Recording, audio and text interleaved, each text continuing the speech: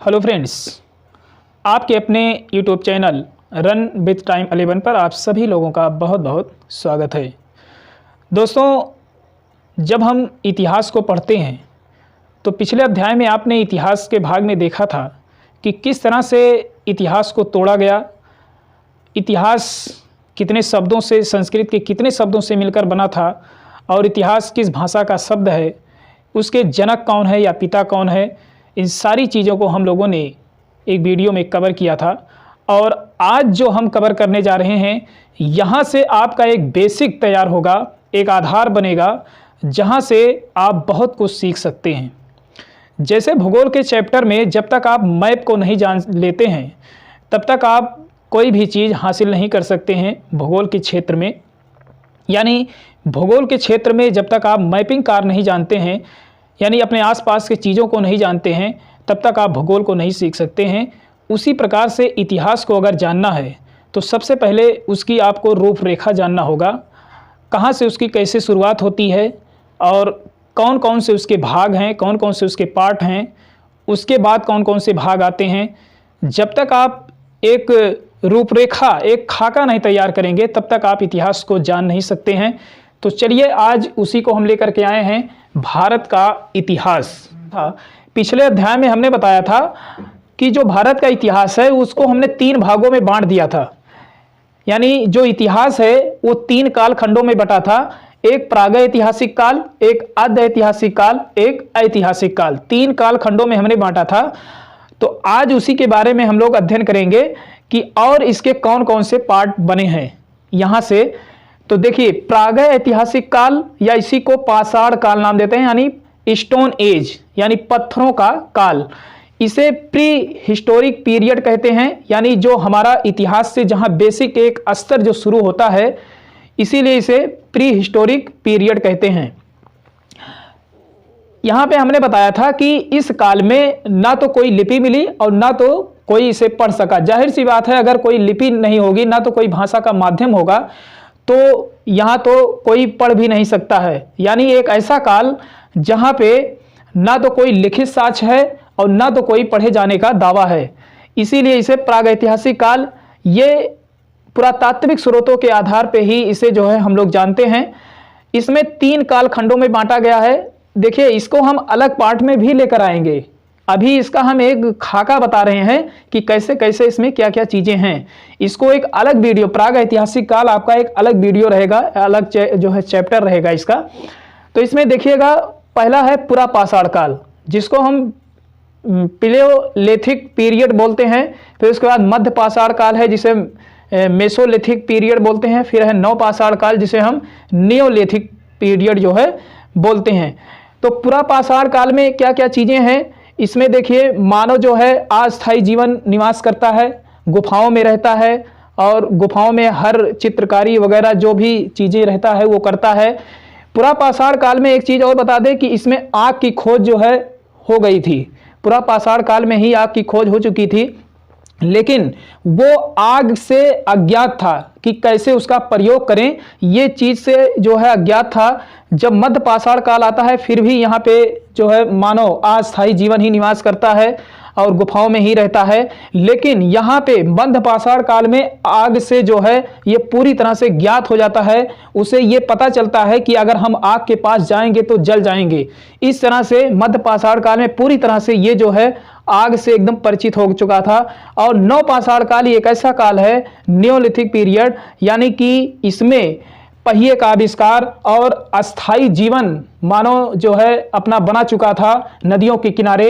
और इस तरह से जो है इसे नवपाषाण काल, इसमें पहिए का आविष्कार भी होता है, यानी कि किस तरह से हमें आगे और कार्य करने हैं इसमें, यानी नए नए चीज़ों का आविष्कार हो चुका था उस दौरान।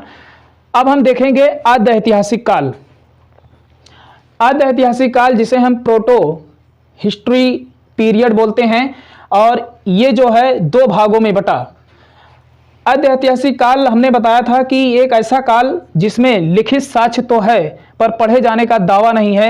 यानी इसमें लिपियां तो मिली पर कोई भी उसे पढ़ नहीं सका। कोई जो लिपि उसमें मिली उसको जो है आज तक जो है पढ़ा नहीं जा सका है। इसमें हमने जो है हम लोग अध्ययन करते हैं कि सिंधु घाटी या हड़प्पा सभ्यता, जिसको हम 2500 ईस्वी पूर्व से लेकर 1500 ईस्वी पूर्व तक जो है इसमें अध्ययन करते हैं। फिर है वैदिक सभ्यता। वैदिक सभ्यता जो है 1500 से लेकर 600 ईस्वी पूर्व तक जो है हम लोग अध्ययन करते हैं।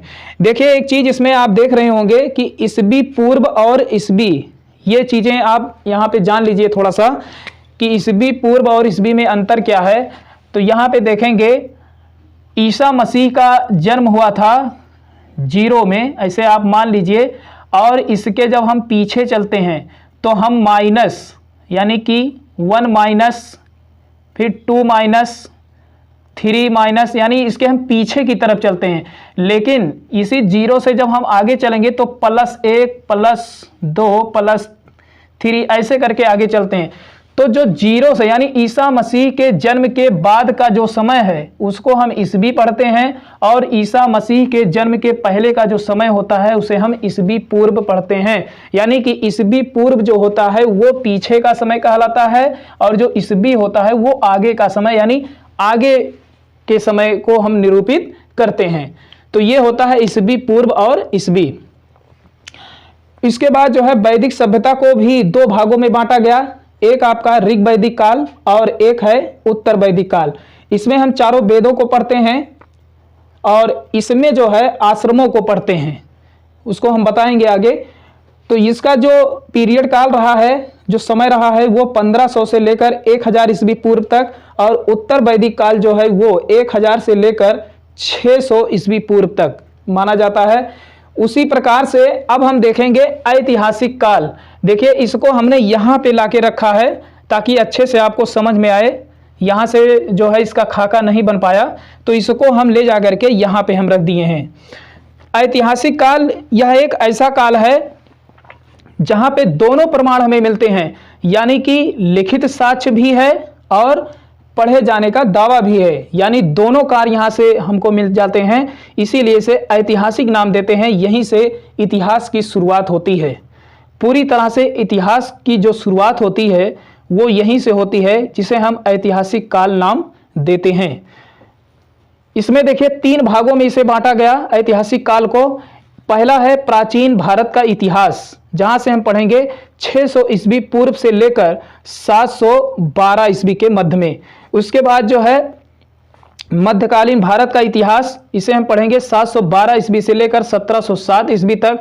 उसके बाद फिर पढ़ेंगे आधुनिक भारत का इतिहास, यानी 1707 ईस्वी से लेकर 1947 ईस्वी तक।